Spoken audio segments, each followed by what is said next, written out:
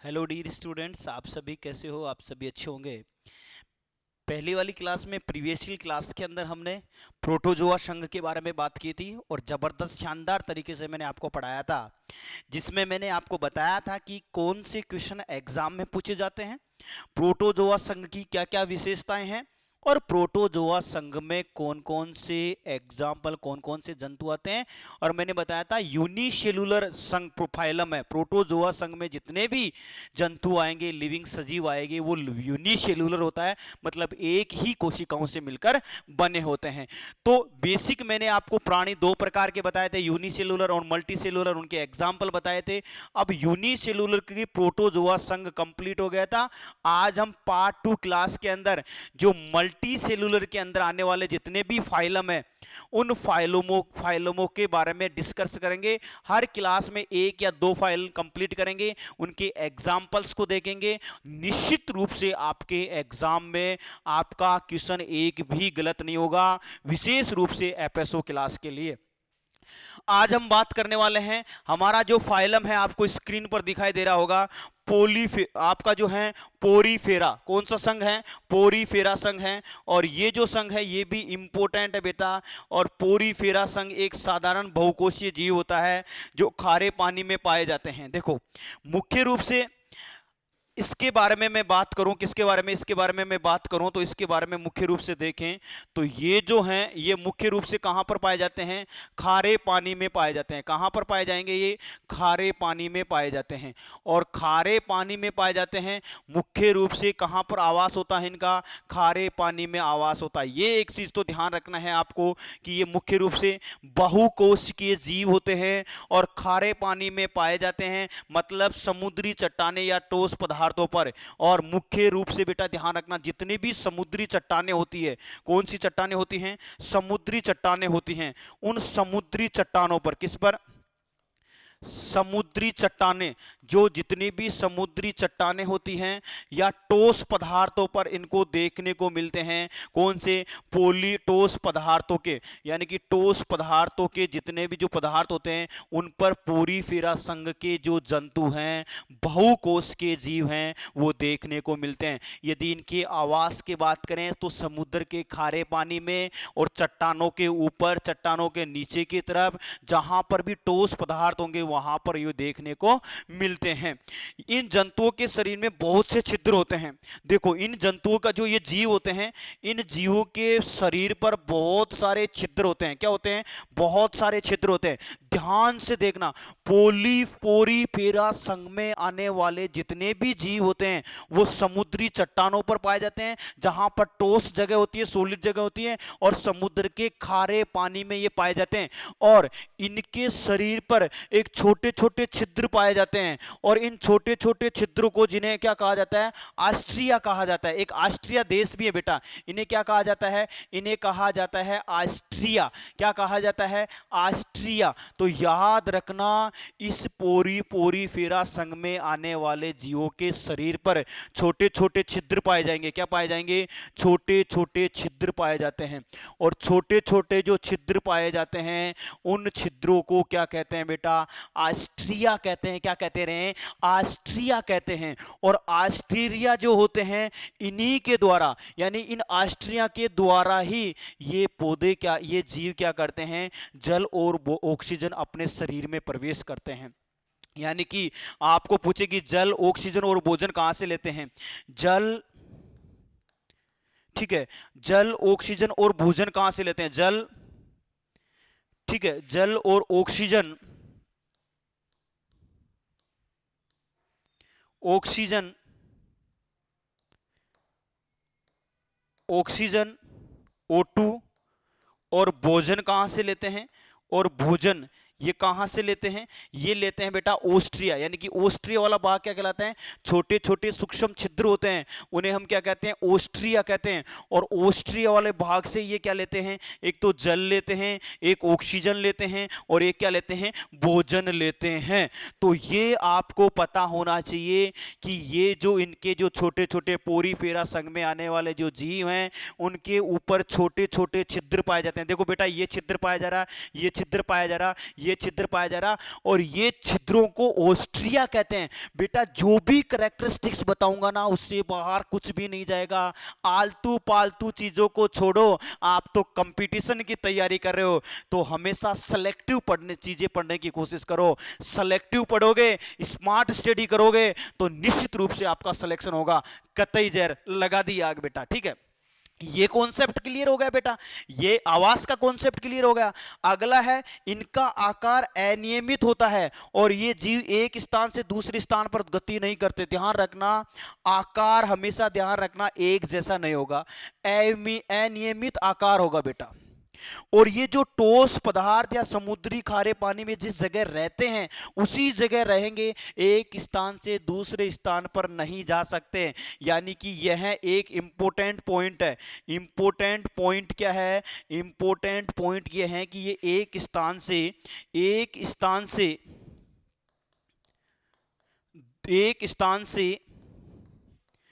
दूसरे स्थान पर, एक स्थान से दूसरे स्थान पर ये गति नहीं, दूसरे स्थान पर ये जीव, दूसरे स्थान पर यह जीव गति नहीं कर सकते। क्या नहीं कर सकते? गति नहीं कर सकते। क्या नहीं कर सकते हैं? गति नहीं कर सकते। तो ये बात भी आपको इंपॉर्टेंट याद रखनी है कि पोरीफेरा संघ में आने वाले जीव, जैसे स्पंजिला, साइकन आ गया बेटा, स्पंजिला आ गया, साइकन आ गया, ये एक ऐसे जीव है जो पोरीफेरा संघ में आते हैं, जो एक स्थान से दूसरे स्थान पर गति नहीं कर सकते हैं। इनका आकार अनियमित होता है, नियमित आकार नहीं होता है, अनियमित होता है। सर्फराकार भी हो सकता है, गोलाकार भी हो सकता है। हम बात करें त्रिभुजाकार तो आकार अनियमित होता है। कैसा होता है? अनियमित। जैसे हम बात करें, ये एक प्रकार से साइकन है बेटा। क्या है? साइकन है। और साइकन किसके अंतर्गत आता है? साइकन आता है बेटा पोरीफेरा संघ का जीव, जो बहुकोशिकीय है, बहुत सारी कोशिकाओं से मिलकर बना होता है, लेकिन इनके ऊपर भी छोटे छोटे छिद्र पाए जाते हैं। उन छोटे छोटे छिद्रों को क्या कहते हैं? ऑस्ट्रिया कहते हैं। और वो समुद्री जो पहाड़ इलाके होते हैं, समुद्री होते हैं, वहां पर इन जीवों को देखने को मिलते हैं बेटा। इसलिए ये पोरीफेरा संघ में आते हैं। कौन से संघ में आते हैं? पोरीफेरा संघ में आते हैं। तो ये आपको पता होना चाहिए बेटा। इसके कैरेक्टरिस्टिक्स, 3 ही कैरेक्टरिस्टिक्स इंपॉर्टेंट है। आपको मैंने बता दिया, खारे पानी में, समुद्री चट्टानों पर, ठोस पदार्थों पर ये रहते हैं। इनका आकार अनियमित होता है, एक जगह पर ही रहते हैं, एक स्थान से दूसरे स्थान पर गति नहीं करते हैं। बहुत इंपॉर्टेंट पॉइंट है। ऐसे कौन से संघ के जीव जो एक ही जगह पर रहते हैं, एक स्थान से दूसरे स्थान पर गति नहीं करते हैं? उस जीव का उदाहरण बताओ। उदाहरण पूछते हैं। पहला ऑप्शन दे दिया अमीबा, दूसरा ऑप्शन पैरामीशियम, तीसरा ऑप्शन दे दिया साइकन, और चौथा ऑप्शन दे दिया कोई कोऑर्डिनेटा संघ का, जैसे मछली दे दी। क्या दे दी? मछली। तो बेटा कौन सा? एक मछली भी गति कर सकती है और अमीबा भी एक स्थान से दूसरे स्थान तक चलता है बेटा, जाता है। लेकिन यहां पर साइकन जो है पोरीफेरा संघ में आता है, जो एक ही जगह पर रहेगा, अनियमित आकार रहेगा। तो आपको इनके उदाहरण भी आपको पता होने चाहिए। तो बेटा एक बार ले लो स्क्रीनशॉट। इसकी पीडीएफ फाइल हमारे टेलीग्राम चैनल पर आपको मिल जाएगी बेटा। नो फाइलम की कैरेक्टरिस्टिक्स की पीडीएफ विद डायग्राम पीपीटी से हमारे टेलीग्राम चैनल पर शानदार तरीके से मिल जाएगी बेटा। आप पढ़ सकते हो, आराम से पढ़ सकते हो। ठीक है, ठीक है। तो ये आप स्क्रीनशॉट ले लिया होगा आपने। और अब हम बात करें,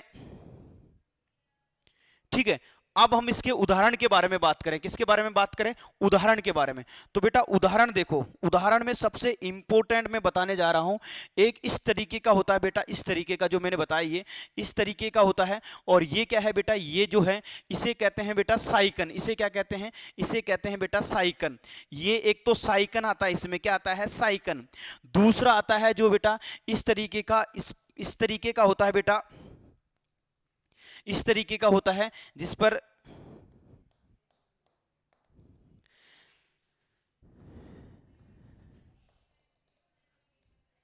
इसको बोलते हैं बेटा यू स्पंजिला।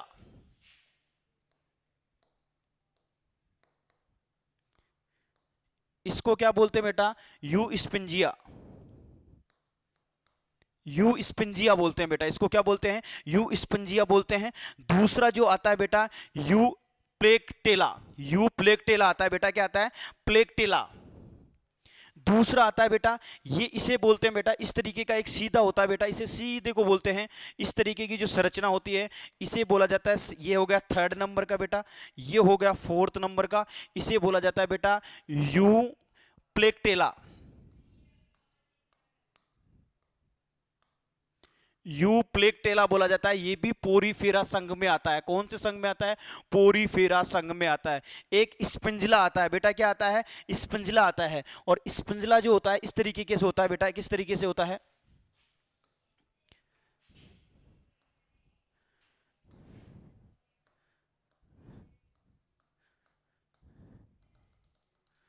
इस तरीके का होता है स्पंजिला। तो इसे बोलते हैं बेटा, क्या बोलते हैं इसको? इसको मुख्य रूप से क्या कहते हैं? इसको मुख्य रूप से कहते हैं स्पंजिला, जिला, स्पंजिला। ये स्पिंजिला किस में आता है? पोरीफेरा संघ में आता है। तो पोरीफेरा संघ के बारे में इसके कैरेक्टरिस्टिक्स आपको ध्यान रखने हैं, जो मुख्य रूप से एग्जाम में पूछे जाते हैं। इसका एक कैरेक्टरिस्टिक सैंपल है कि ये एक स्थान से दूसरे स्थान पर गति नहीं कर सकते। तो यहां पर एग्जाम्पल यू स्पिंजिला इसके अंतर्गत आता है। उसके बाद में साइकन आता है, और साइकन के साथ साथ यूप्लेक्टिला आता है, और इस तरीके का दिखाई देता है। और स्पिंजिला जो आपको छोटी छोटी धागेनुमा संरचना दिखाई देगी, जो एक स्थान पर होगा, उसे हम क्या कहेंगे? स्पिंजला कहेंगे। ले लो बेटा स्क्रीनशॉट, इंपॉर्टेंट है उदाहरण बेटा। जेट आईसीआर बीएचयू में हमेशा नो फाइलम है, पोरीफेरा, एनीलिडा, उनके संघ के एग्जाम्पल ही पूछा जाता है। कोई ऐसा जो विशेष कैरेक्टरिस्टिक वाला होता है उसका जरूर कोई क्वेश्चन पूछ लिया जाता है। जो मैं आपसे बात करूंगा, मैं बताऊंगा आपको कि ये इससे क्वेश्चन पूछा जा सकता है। एक भी क्वेश्चन विशेष रूप से फूड सेफ्टी ऑफिसर वाले में 5 किंगडम क्लासिफिकेशन और 5 किंगडम प्लांट क्लासिफिकेशन और टिश्यू सिस्टम जो है, एनिमल टिश्यू और प्लांट टिश्यू वाला चैप्टर है बेटा, 1 या 2 क्वेश्चन निश्चित रूप से पूछे जाते हैं। ठीक है, अब आपने स्क्रीनशॉट ले लिया होगा। बात स्पोस कहते हैं बेटा इसको, साइकन आपने लिख लिया होगा। अब लिखो सीलेंट्रेट्रा। सीलेंट्रेट्रा जो है वो भी आपको बहुकोशिकीय होता है। कौन सा होता है? बहुकोशिकीय होता है। तो इसका स्क्रीनशॉट ले लो बेटा। अब हम बात करेंगे परवाल जंतु के बारे में, सीलेंट्रेट्रा फाइलम के बारे में बात करेंगे। सीलेंट्रेट्रा जो होता है उसे परवाल जंतु कहते हैं बेटा। क्या कहते हैं? परवाल जंतु कहते हैं। ठीक है, इसके बाद में हम बात करेंगे सीलेंट्रेट्रा के बारे में। और इस तरीके के आपको दिखाई दे रहे हैं डायग्राम, आपको दिखाई दे रहा है, ये सीलेंट्रेट्रा फाइलम के क्या है? उदाहरण हैं। और इसमें आपको यहां पर दिखाई दे रहा होगा बेटा, यहां पर दिखाई दे, ओरेलिया दिखाई दे रहा होगा। ये ओरेलिया जो है इस तरीके से आपको दिखाई दे रहा है, मूंगा। तो इस संघ में मुख्य रूप से समुद्री जल में पाए जाते हैं। देखो सीलेंट्रेट्रा में इसको बोला जाता है बेटा परवाल जंतु भी बोला जाता है। क्या बोला जाता है इसको? परवाल जंतु। और मुख्य रूप से ये कहां पाए जाते हैं? मुख्य रूप से इनके आवास के बारे में देखें। किसके बारे में देखें? आवास के बारे में। तो आवास के रूप में हम देखें, आवास के रूप में तो मुख्य रूप से जो इनका आवास होता है बेटा, ये समुद्री जल में पाए जाते हैं। किस में पाए जाते हैं? समुद्री जल में। बहुत इंपॉर्टेंट है बेटा, बार बार एग्जाम में पूछा जाता है। किस में पाए जाते हैं? ये समुद्री जल में। जो भी सीलेंट्रेटा या परवाल जंतु जो होते हैं संघ में आते हैं, ये भी बहुकोशिकीय होते हैं, मल्टी सेलुलर हैं, और ये बहुकोशिकीय प्राणी के रूप में आते हैं, जीव के रूप में आते हैं। सीलेंट्रेट्रा पहला मैंने आपको बताया था, आपको क्या बताया था? पोरीफेरा। उसके बाद में दूसरा ये बता दिया, जो भी किसके बारे में? मल्टी सेलुलर के बारे में बात कर रहे हैं। यानी कि हम बात करें तो यहां पे देखो परवाल जंतु मुख्य रूप से कहां पर पाए जाते हैं? दूसरी, इनकी जो इन प्राणियों की संरचना हमेशा धागे के की तरह ही होती है। इन जंतुओं में रक्त नहीं होता, फिर भी ये श्वसन करते हैं। देखो इनकी जो संरचना होती है बेटा, संरचना के बारे में देखें। किसके बारे में देखें? संरचना के बारे में। और संरचना के बारे में देखें बेटा तो धागे रूपी संरचना होती है इनकी, धागे नुमा। कैसी होती है?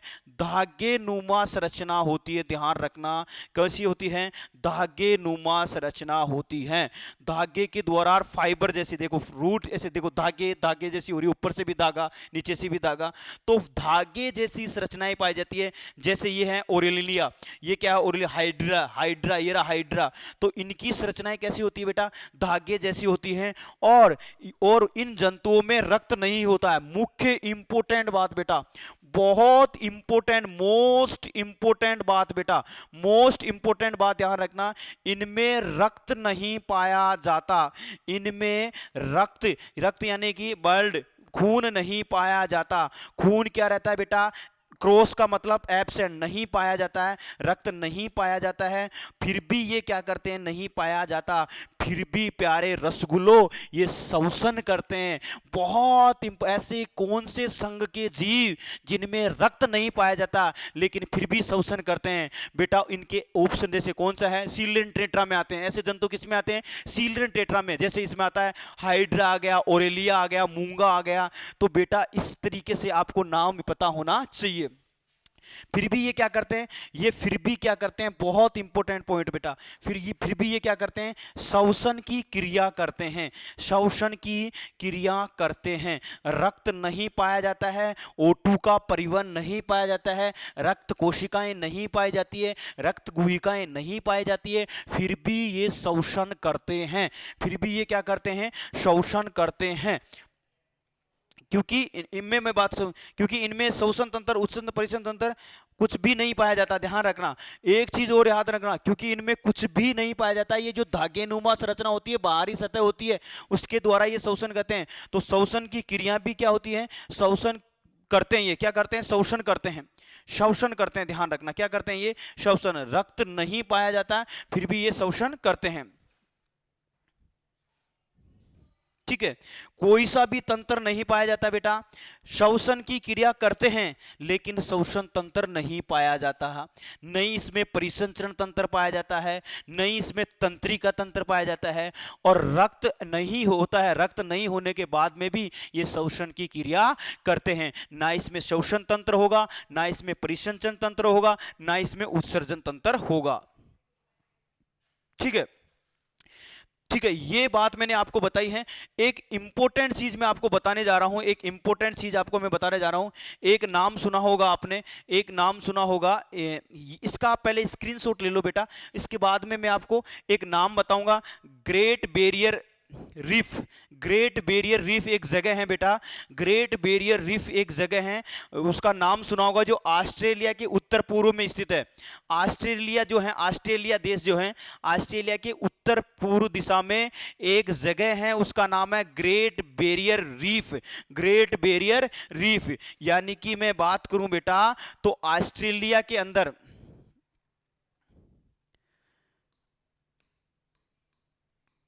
ऑस्ट्रेलिया के अंदर, ऑस्ट्रेलिया के अंदर क्या है, ऑस्ट्रेलिया के अंदर के उत्तर पूर्व में,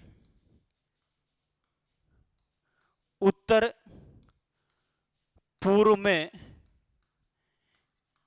एक जगह है जिसका नाम है, उस जगह का नाम क्या है, उस जगह का नाम मैं बता देता हूं, जगह है, स्थान है, उस स्थान का नाम है बेटा, उस स्थान का नाम याद रखना आपको, great barrier, great barrier reef. और ये ग्रेट बैरियर रिफ जो हैं, ये कहां पर है, ऑस्ट्रेलिया के उत्तर पूर्व दिशा में स्थित है, और इनका निर्माण स्थित है, और उसका निर्माण इन जंतुओं के द्वारा ही होता है। ये जंतु कैल्शियम कार्बोनेट को स्रावित करते हैं, इसी से इसका निर्माण होता है। ग्रेट बैरियर रीफ है, और इसका जो निर्माण होता है, इन जंतुओं का निर्माण इसी के द्वारा होता है। इन जंतुओं का जो निर्माण है, सीलियन टेट्रा जंतुओं का निर्माण इसी के द्वारा होता है, इन जंतुओं का निर्माण भी इसी के द्वारा होता है। जंतुओं का निर्माण किसके द्वारा होता है, इसी ग्रेट बैरियर रीफ के द्वारा होता है, इन जंतुओं का निर्माण होता है। तो याद रखना, जो किसका श्रावण करते हैं, मुख्य रूप से हम बात करें तो कैल्शियम कार्बोनेट को स्रावित करते हैं, कैल्शियम कार्बोनेट को स्रावित करते हैं। कौन किसको स्रावित करते हैं, कैल्शियम कार्बोनेट को। याद रखना, कैल्शियम कार्बोनेट को स्रावित करने वाले जंतु कौन से, कैल्शियम कार्बोनेट को स्रावित करते हैं बेटा, किसको स्रावित करते हैं, कैल्शियम कार्बोनेट को स्रावित करते हैं। कौन से जंतु, हाइड्रा हो गया, ओरेलिया हो गया, मूंगा हो गया। तो ये इसके एग्जाम्पल आपको पता होना चाहिए, इसके कैरेक्टरिस्टिक्स आपको पता होना चाहिए। अब इसके उदाहरण के बारे में देखते हैं, एक बार स्क्रीनशॉट ले लो बेटा। ऑस्ट्रेलिया के उत्तर पूर्व सिंगापुर में एक स्थान है ग्रेट बैरियर रीफ, जो बहुत इसी जगह पर, इसी जगह पर इन जंतुओं का निर्माण होता है। ग्रेट बैरियर जो रीफ है ऑस्ट्रेलिया में है, उत्तर पूर्व दिशा में, इसी जगह पर इस जंतुओं का, किसका, हाइड्रा का, ओरेलिया का, और मुख्य रूप से मूंगा जो किसमें आते हैं, सिलेंटेंट्रा संघ में आते हैं। वहां पर सबसे ज्यादा आपको ग्रेट बैरियर रीफ जो कहां पर है, ऑस्ट्रेलिया में है, और इन्हीं जंतुओं का निर्माण इसी जगह सबसे ज्यादा होता है। और इन जंतुओं के द्वारा कैल्शियम कार्बोनेट का स्रावण किया जाता है। इनमें रक्त नहीं होता है, फिर भी श्वसन होता है, ना इनमें परिसंचन तंत्र होता है, ना उत्सर्जन तंत्र होता है, और समुद्री जल में रहते हैं। ठीक है, अब इसके स्क्रीनशॉट ले लिया होगा। अब इसके उदाहरण के बारे में देखते हैं। किसके बारे में देखते हैं, उदाहरण के बारे में। देखो उदाहरण, मुख्य रूप से उदाहरण के बारे में देखें अपन, उदाहरण के बारे में देखें एग्जाम्पल के रूप में, इसमें आता है हाइड्रा। हाइड्रा ये रहा बेटा, हाइड्रा कौन सा है, हाइड्रा का एग्जाम्पल ये रहा बेटा। हाइड्रा इस तरीके से दिखाई देता है। इसकी खोज ल्यूवेनहोक ने मीठे जल में पाया गया है, कि ये मीठे जल में पाया जाता है। इसकी खोज किसने की थी, इसकी खोज ल्यूवेनहोक ने की थी। किसने की थी, ल्यूवेनहोक ने की थी। किसने की थी, ल्यूवेनहोक ने की थी। और उन्होंने बताया था कि ये मीठे जल में पाया जाता है। किस में पाया जाता है, मीठे जल में पाया जाता है, मीठे जल में पाया जाता है। ठीक है, तो ये मीठे जल में पाया जाता है। उसके बाद में एक आता है ओरेलिया। ओरेलिया जो आपको दिखाई दे रहा है, ओरेलिया जो आपको दिखाई देगा वो ये बेटा ओरेलिया, ये ओरेलिया है, ये ओरेलिया है। और ये बेटा कौन सा है, हाइड्रा। थोड़ा सा ध्यान रखना, हाइड्रा कौन सा है बेटा, ये वाला। ओरेलिया ये है, आपको इस तरीके से दिखाई देगा। इसे जेली फिश के नाम से भी जाना जाता है। यानी कि ओरेलिया, तो सेकंड ऑप्शन में, सेकंड उदाहरण बात करूं तो सेकंड, ये पहला उदाहरण हो गया। दूसरा आता है बेटा ओरेलिया। ओरेलिया जो है इसे जेली फिश के नाम से जाना जाता है।